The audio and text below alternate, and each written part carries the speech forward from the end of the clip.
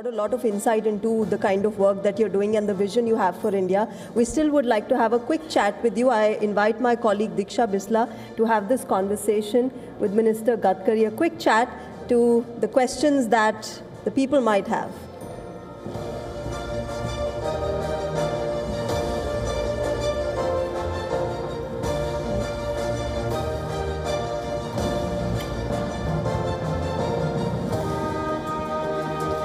गडकरी जी, पहली बात तो ये कि हम सबको आप पर पूरा विश्वास है, क्योंकि हमें इस देश पे पूरा विश्वास है. And thank you so much for your powerful insights and giving us a glimpse into the future. Ladies and gentleman, a huge round of applause for Shri Nitin Gadkari ji. और गडकरी जी, क्योंकि आप एक बहुत धरातल से जुड़े हुए लीडर हैं, मैं आपसे ये जानना चाहती हूँ कि जब हम फ्यूचर ऑफ मोबिलिटी की बात करते हैं, ये एक कहानी नहीं है. It's essentially two stories which are unfolding at once. एक इंडिया का सवाल ये है कि हम और फास्टर और स्मार्टर कैसे मूव करें, और दूसरी इंडिया का है कि हम move, how do we move at all. So how is India factoring in this divide, और हमारी प्रोग्रेस कैसे इसे ब्रिज करेगी?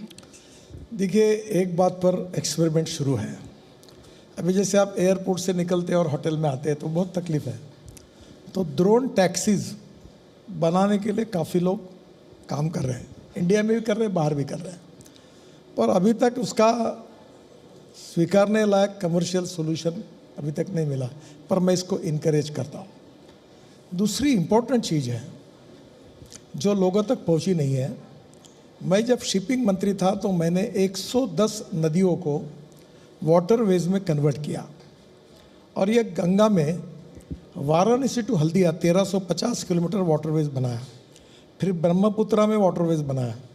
फिर वाटर पोर्ट्स, ये गाज़ीपुर, वाराणसी, हल्दिया और साहिबगंज, ये 4 रिवर पोर्ट्स बनाए. और अब मैं बाकी भी नदियों में काम शुरू कर रहे हैं. और कुछ समय मैंने कोशिश की कि चेन्नई में जो गाड़ियाँ बनती है बहुत ऑटोमोबाइल इंडस्ट्री की, वो कांडला में लाना, और कांडला से रेलवे से गाड़ियाँ दिल्ली लाना, और दिल्ली में मारुति की गाड़ियाँ रेलवे से कांडला ले जाके चेन्नई लेके जाना. तो अभी ये भी शुरू हुआ है. रोपैक्स, आप कभी मुंबई जाओगे तो मुंबई से अलीबाग, ये अपनी गाड़ी अंदर डाल दो, बस भी डाल दो, ट्रक भी डाल दो, 5-5 मंजिले का शिप है, ऊपर बैठो और 17 मिनट में अलीबाग. मेरा एक ड्रीम प्रोजेक्ट मुंबई में था, क्योंकि मैं मुंबई से आया हूँ.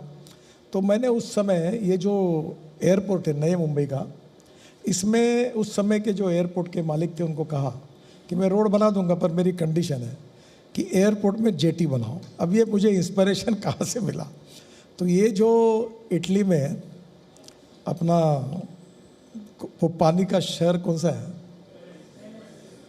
वेनिस, तो वेनिस में होटल में उतरकर नाव में बैठकर हम एयरपोर्ट पे जाते हैं. तो फिर मैंने एक प्लान बनाया, और हमारे एक संजय भाटिया करके बीपीटी के चेयरमैन थे, अभी रिटायर्ड हो गए वो, उनकी अध्यक्षता में कमेटी तैयार करके उसका स्टडी किया. और हमने ये तय किया कि 17 से 19 मिनट में वसई विरार से लेकर कहीं से भी हम वाटर टैक्सी में बैठकर हम लोग एयरपोर्ट पहुंचेंगे. अभी वो प्रपोज़ल काफ़ी आगे गया है, और वो अगर आ जाएगा तो मुझे लगता है कि मुंबई में वसई विरार से 17 मिनट के अंदर आप नए एयरपोर्ट के अंदर जाओगे, रोड से जाने की ज़रूरत नहीं. तो वाटर टैक्सी ये दूसरा है. तीसरी जो इम्पोर्टेंट चीज़ है कि आप अगर रोड से जाओगे तो फॉर एग्ज़ाम्पल अगर 10 रुपये खर्चा आता है, रेलवे से जाओगे तो 6 रुपये खर्चा आता है, और पानी से आता है तो 1 रुपये आता है. अब आप यूरोप पे किसी भी देश में जाओ, आप ब्रिटेन में जाओ, यूके में, फ्रांस में जाओ, इटली में जाओ, हर यूरोपियन देश में जो शहर है वो नदी के किनारे पर बैठा है, और वो पोर्ट है, और वहाँ कंटेनर डालकर वो लेके जा रहे हैं. तो मुझे लगता है कि वाटर ट्रांसपोर्ट ये सबसे चीपर है. और अभी उस समय की बांग्लादेश की प्रधानमंत्री थी, तो शेख हसीना जी इंडिया आई थी, सुषमा जी मंत्री थी, और मैं वर्ल्ड बैंक के हिसाब से ये पूरा गंगा का वाटरवेज का काम कर रहा था. फिर मैं ब्रह्मपुत्रा में भी काम शुरू किया. तो उस समय उन्होंने, प्राइम मिनिस्टर ऑफ बांग्लादेश ने सुषमा जी को रिक्वेस्ट की कि आप मुझे ये जो ब्रह्मपुत्रा में वाटरवेज बना रहे हैं, तो आप मुंगली पोर्ट बांग्लादेश तक बना सकेगी तो हमारे लिए बहुत फ़ायदा होगा। तो मैंने, सुषमा जी ने मुझे उनके साथ बुलाया और मुझे बोला, नितिन ये हो सकता है क्या? मैंने बोला हो तो नहीं सकता, क्योंकि बांग्लादेश में जाके मैं कैसे काम करूं, पर सोचा तो सब कुछ हो सकता है। तो बोले हो सकता तो कर दो। मैंने वर्ल्ड बैंक से बात करता हूं, मैं कर दूंगा। और मैंने 250 किलोमीटर घुसकर ये ब्रह्मपुत्रा में एक जोगी धोपा करके है नॉर्थ ईस्ट में, आसाम में, वहाँ मल्टी मॉडल हब बना है। उससे आगे जाकर वो मुंगली पोर्ट तक बना है। तो पहली बात, वाटर ट्रांसपोर्ट हम हमारे देश में करेंगे तो सबसे सस्ता होगा। तो first priority is water transport, second priority is railway, third priority is road and fourth priority aviation. तो अब इसको विकसित करने के लिए थोड़ा दिक्कतें तो है, पर मुझे लगता है कि फ्यूचरिस्टिक डेवलपमेंट में हमें इन सब बातों में रिसर्च करके आगे जाना होगा। बट गडकरी जी आप ही कहते हैं where there is a will there is a way, and where there is no will there are surveys, committees, sub committees, and you say it best. But Gadkari ji, even in your address you've said that the future of mobility will play a very key role in how India progresses, and you have championed ethanol blending, hydrogen, green hydrogen you've said is the future of energy. Now from a consumer's perspective, the key question is again scale. That how do we move from pilots to infrastructure that actually supports this progress, and when can realistically India access this technology? In the next decade or perhaps longer? देखिए, मैं 2004 से मेहनत कर रहा हूँ इसमें। मुझे अटल बिहारी वाजपेयी जी ने राम नाइक के साथ ब्राज़ील भेजा था, तब से मैं इसके पीछे लगा हूँ। अब ये अल्टरनेटिव फ्यूल, बायोफ्यूल, अब क्या करें कि लोगों को विश्वास बैठने के लिए टाइम लगता है। और आउट ऑफ बॉक्स जब आइडिया होती है तो ना सरकार में कोई सपोर्ट करता है ना बाहर से कोई करता है, इट टेक्स सम टाइम। तो अब इतना करने के बाद ये अल्टरनेटिव और बायोफ्यूल और इलेक्ट्रिक की पूरी इकोनॉमी 2 लाख करोड़ की बनी।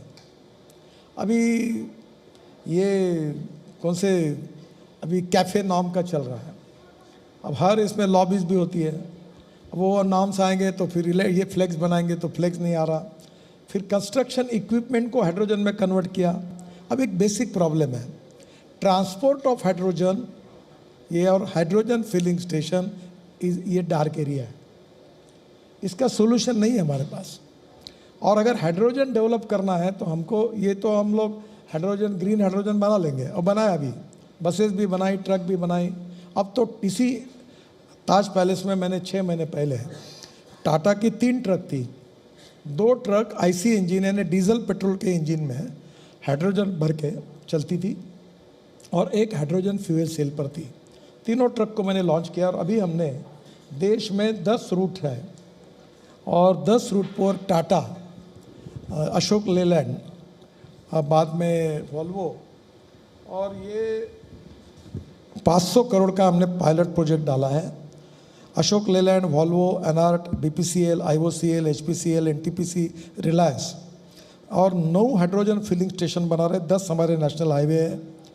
पर इसमें ट्रांसपोर्ट ऑफ हाइड्रोजन, इसमें और काम करने की ज़रूरत है। हाइड्रोजन फिलिंग स्टेशन की कहानी ऐसी है कि इन्होंने दी हुई गाड़ी मैं फरीदाबाद भेजता हूँ, वो फरीदाबाद का जो हाइड्रोजन फिलिंग स्टेशन है वो अमेरिका से लाया, वो राम कुमार करके वहाँ डायरेक्टर थे।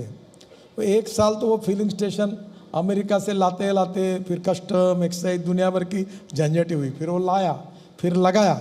अब मेरी गाड़ी मैं ये ट्रक में डाल के वहाँ ले जाते हैं और गाड़ी में हाइड्रोजन भरने के बाद ट्रक में रखते हैं, मेरे घर में पहुँचाते हैं और फिर मैं चलाता हूँ, क्योंकि वो हाइड्रोजन जब ख़त्म होता है तो फिर उसको ले जाना मुश्किल है। तो हाइड्रोजन फिलिंग स्टेशन और ये जो फ्यूचर है इसमें भी हम काम कर रहे हैं। थोड़ा सा इन नई आइडियाज़ को सपोर्ट मिलना और प्रूवन बातें होना। वैसे ही तो मैं बहुत बार कभी कभी नाराज़ होकर पूछता हूँ कि पेट्रोल डीजल में तुम अपना पैसा बच रहा ना, तुम अगर तुम्हारी इलेक्ट्रिक मर्सिडीज लोगे तो कितनी इलेक्ट्रिक का खर्चा, रात को चार्ज करते हो, और तुम पेट्रोल डीजल तो कितना है कोई गाड़ी का। तो आपको cost effective, import substitute, pollution free और इंडिजिनस और the same luxury, same comforts. तो अब लोग बहुत आए, अभी बड़े प्रमाण पर हो रहे हैं। नए नए डिज़ाइन, कल मेरे पास टाटा ने एक गाड़ी का डिज़ाइन दिखाया, अब महिंद्रा के अच्छे अच्छे डिज़ाइंस आए, कंपटीशन है। अभी हमने स्क्रैपिंग पॉलिसी भी शुरू की, 15 साल के व्हीकल है उसको स्क्रैप करो। तो नेचुरली अब इंडस्ट्री बढ़ रही है और टेक्नोलॉजी बदल रही है, गवर्नमेंट भी सपोर्ट कर रही है, जीएसटी भी कम किया, उसका भी फ़ायदा हुआ है। धीरे धीरे लोग उसको स्वीकार रहे। पर दुर्भाग्य से एक बात सच है कि फॉसिल फ्यूल का इंपोर्ट कम नहीं हो रहा है। इसका कारण डिमांड बढ़ती जा रही है और इसलिए इसको जो अडॉप्ट करना पड़ेगा वो और गति से करना होगा। इसलिए मैं अल्टरनेटिव बायोफ्यूल का कैंपेन करके वही गाड़ी में बैठता हूँ। अब मैं Z+ सिक्योरिटी में हूँ और मेरी गाड़ी तो भी मैं उसको गाड़ी को छोड़कर, बुलेट प्रूफ गाड़ी को छोड़कर, मैं इथेनॉल का प्रचार करने के लिए, हाइड्रोजन का प्रचार करने के लिए, इलेक्ट्रिक का प्रचार करने के लिए गाड़ी जाता हूँ। लोगों को कहता हूँ अगली गाड़ी ये खरीदी करिए। तो धीरे धीरे लोग कर रहे हैं, पर ये थोड़ा एडॉप्शन थोड़ा सा और फास्ट करने की आवश्यकता है। और आप जैसे लोग जब इसको सपोर्ट करेंगे और लोगों को जानकारी मिलेगी तो इसमें सफलता मिलेगी। Absolutely, Gadkari ji. And my last question is something which concerns everybody present here. It's when we talk about urban mobility, congestion and road safety still remain one of the key concerns. That this is something that everybody faces on a daily basis, and we want answers. But Gadkari ji, how do we solve the problems of today while also creating an infrastructure that supports our dreams for tomorrow? देखिए, पहली बात तो ऐसी है कि जो traffic congestion है, इसमें हमने एक स्टडी किया था, थाना में हुआ, यहाँ भी हुआ, एक मॉडर्न टेक्नोलॉजी का उपयोग करके। और उसमें क्या है कि हमको बड़े जैसे हम लोग हार्ट का ऑपरेशन करते हैं ना, वॉल रिप्लेसमेंट करते हैं, बाईपास करते हैं, वैसे हम लोग, हमारे हाथ में यही है। नए रोड दिल्ली में बनाना, मुंबई में बनाना बहुत कठिन है। तो हम लोग अभी बाईपास सहजे से रोड बना रहे हैं, अंदर से जा रहे हैं, इधर से जा रहे हैं। अभी मुझे समझ में नहीं आता, ये मैंने एयर स्ट्रिप के नीचे भी टनल बनाई और वो अभी नेल्सन मंडेला मार्ग को बारे में नई टनल मंजूर किया। वो HCL का म्यूज़ियम बन रहा, उधर से भी टनल आगे जाएगी। पर प्रॉब्लम समझ में नहीं आता, वो द्वारका एक्सप्रेस हाईवे जाओ तो गाड़ियाँ करोड़ों लाखों लोग जा रहे हैं, इधर देखो तो ये गुड़गांव का रोड ये भी पैक। अब नया बनाने के बाद भी कम होता ही नहीं। अब इसका मतलब और उसको करने की आवश्यकता है। तो अभी हमने अर्बन ट्रांसपोर्ट कंजेशन के लिए स्पेशल स्कीम बना रहे हैं। दिल्ली में जैसे 1,60,000 करोड़ के काम हम दिल्ली NCR में कर रहे हैं, हम बंगलोर में रिंग रोड बना रहे हैं, हैदराबाद में रिंग रोड बना रहे हैं, काफ़ी मुंबई में अभी हम लोग मुंबई से दिल्ली मुंबई को वसई विरार से कनेक्टिविटी, वो जो हमारा वर्ली बांद्रा वाला मार्ग आगे जाएगा उसको दे रहे हैं। पूना में हम कर रहे हैं, कोशिश कर रहे हैं। तो ट्रैफिक कंजेशन का अभी काम हमने अपने तरफ लिया है, उसकी पॉलिसी बन रही है और उस पर भी हम काम करेंगे। और दूसरी बात जो है कि जो आपने बताई, एक ट्रैफिक कंजेशन, दूसरी पोल्यूशन की ना, road safety sir, but of course pollution is also a pressing concern. अब उसमें आपकी मदद चाहिए। हिंदुस्तान में 5 लाख एक्सीडेंट होते हैं और 1,80,000 मौतें होती है। हिंदुस्तान का 3% GDP का नुकसान होता है। और जो लोगों के हाथ पैर टूट, मेरा भी एक्सीडेंट हुआ था, और जिनके हाथ पैर टूट जाते हैं उस फैमिली पे क्या गुजरती होगी। और 18 से अभी करीब 18 से 44 इसमें 66% मौतें हैं। यंग लड़के, इंजीनियर, डॉक्टर, उनकी मौतें हैं। और इसका कारण ये है कि 50,000 मौतें इसलिए होती है कि वो हेलमेट नहीं पहनते, 30,000 मौतें इसलिए होती है कि सीट बेल्ट नहीं लगाते। अभी हमने पीछे में भी सीट बेल्ट मैंडेटरी किया है। अब हमने बसेस में भी हवाई जहाज जैसे उसको मैंडेटरी किया, बस कोड हमने बदला है। इसमें 4 बातें हैं। रोड इंजीनियरिंग, उसमें काफ़ी गलतियां थी, हमने सब इम्प्रूव किया। अब 40,000 करोड़ के ब्लैक स्पॉट आइडेंटिफाई किए। जो लैंड स्लाइडिंग होता था हिमालय टेरेन में, हमने 280, 350 स्पॉट निकाले, 280 इम्प्रूव हुए, वो भी हमने किया है। फिर भी कुछ हमारी गलतियाँ होगी, हम सुधारेंगे। तो रोड इंजीनियरिंग में काफ़ी सुधार किया। ऑटोमोबाइल इंजीनियरिंग में मैंने इतने सुधार किए हैं कि अब हम वर्ल्ड के मुताबिक स्टार रेटिंग लाए, भारत NCAP। अब कल मेरे पास टाटा की गाड़ी आई थी, उनको 5 का रेटिंग मिला। अब ये कंपटीशन हो गई, अब सब लोग रेटिंग कर रहे हैं। तो विदेश की गाड़ी अपने आ रही है, भारत NCAP में रेटिंग के लिए। हमने 6 एयरबैग मैंडेटरी की, इलेक्ट्रॉनिक ब्रेकिंग सिस्टम लाई, दुनिया भर का सब कुछ किया। प्रॉब्लम यह है कि ऑटोमोबाइल और रोड इंजीनियरिंग में आपने कानून कड़क बनाया, इन्फोर्समेंट इतने स्ट्रिक्ट लॉ किए, इतने फाइन बढ़ाए, तो भी अब सबसे इम्पॉर्टेंट चीज़ है ह्यूमन बिहेवियर। अब मैं आपको क्या बताऊं, मैं एक बार जा रहा था, मैं गाड़ियाँ रोकी मैंने, एक एजुकेटेड महिला अपने छोटे बच्ची को लेकर रोड से छलांग मार के कूद रही थी। अब विदाउट ड्राइविंग लाइसेंस में रूल्स ऑफ द रोड को पालन करना, ये हम अब इसमें काफ़ी कैंपेन कर रहे हैं। आज ही मैं अभी आमिर खान जी से बात हुई, वो हमारे कैंपेन में आ रहे। अमिताभ बच्चन हर साल काम करते हैं, वो काफ़ी काम कर रहे हैं। हमने रोड सेफ्टी का शंकर महादेवन का गीत स्कूलों में पहुंचाया है। अब हम लोगों का ह्यूमन बिहेवियर बदलता ही नहीं। आखिर मैंने हमारे अधिकारी को कहा कि हिंदुस्तान का हर व्यक्ति इंटरनेशनल लेवल का एथलेटिक्स प्लेयर है, ऐसा समझकर ऐसा बनाओ रोड के बीच में कि कोई कूद ना सके।